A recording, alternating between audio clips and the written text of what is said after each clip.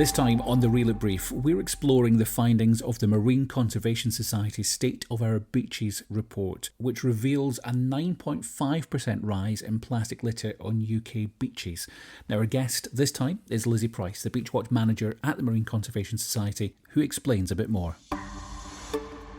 With all the awareness that's about and the changes that have happened, it's quite a disheartening thing to see. So we wanted to make sure that there was awareness still coming out to members of the public, to industry, to our UK governments, that this is still something that hasn't gone away. And though fantastic policies have been put in place, we still have a long way to go and more needs to be done.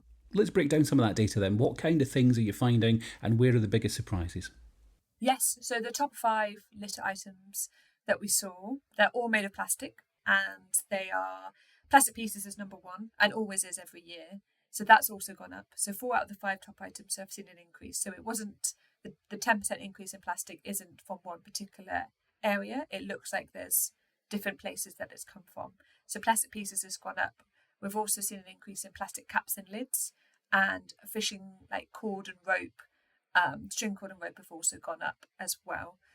The other last thing on the top 5 was packaging, plastic packets. That didn't go down, that just stayed the same. So the same level from 2023 compared to 2024. So it looks like it's a variety of different plastic items are all kind of seeing that increase. Why that is, it's really hard to put your finger on. So for us, it's just making sure that there's awareness that these items are what the most prominent items found on our beaches and the fact that they are still increasing. And as you said, it is quite a sobering stat when you hear that, 10% more. What other things have you been finding in the report?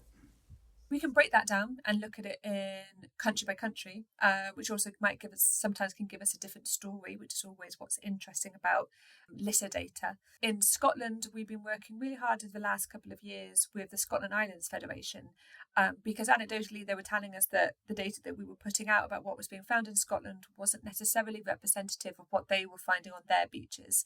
And they do feel that they found a lot more fishing and aquaculture gear. We've been working with them and their members for the last couple of years to see if we can plug that data gap. Can we get some more surveys from there?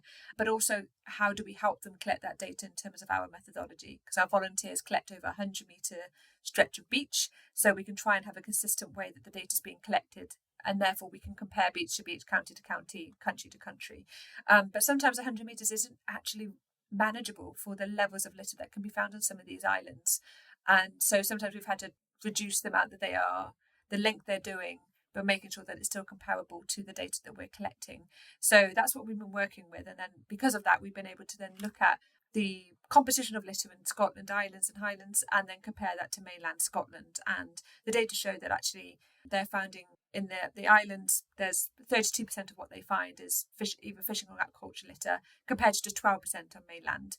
Public litter is a lot higher in mainland Scotland than it is in the Islands and Highlands. So for us, we wanted just to raise that awareness that the proportion and types of litter being found can really differ. But our data shows that it's still washing up on our beaches. There's still a lot being found. So we just wanted to make sure there's awareness there that it still needs to be a priority for UK government and industry to try and see how we can solve this. You're making me feel at home. I live very near a beach.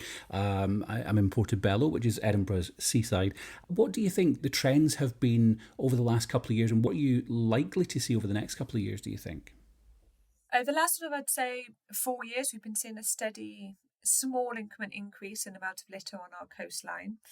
But there are some litter that has gone down. So since the plastic carrier bag charge was introduced across the UK, we've seen an 80% drop in plastic bags being found on beaches. And then with other policies put in place, looking at bans on things like plastic cutlery and straws and plastic cotton bud sticks, we are, even though it's relatively recent, those have come in place, we are seeing some decreases in those litter items. Obviously, these fluctuate year on year, so we've got a few more years to see if this is actually a downward trend. But it's positive to see that happening. And so it just highlights how policy really does have a massive impact, and relatively quickly as well, which is always surprising because we have things called legacy litter, which is litter that's in our ocean for years and washes up over time, that we will still coming, no matter what we put in now, policy-wise, we will still see some of that litter washing up on our beaches. But it goes to show, actually, we can see a really positive impact on our beaches and our ocean not long after policies have been put in place. For us, we really want to see a drive towards a more circular economy where we are only really producing things that are absolutely necessary. And then if they should be then be refillable, reusable, and then recyclable at the end. So we're closing that loop and we're not finding that we're just having to produce something just to send it straight to landfill. One of the things that I know you've done is you pull the data together. You've got a really great report. There's some really great highlights for people to check out. Just at glance, you'll see some of these things. But you've also put together some policy recommendations as well. Do you think then that that is something that over the next couple of years we're going to see some movement on? We really hope so. And like I say, we can really champion the data and show when policy has had a positive effect and prove that it does make that difference. And so we're hoping with this policy recommendations paper that we've put together that it's a one-stop shop of all our marine litter and our asks that we want to see, that we believe will make a huge difference to our ocean and beaches. So we will really champion that policy recommendations paper to all policymakers and those who have the power to make those decisions.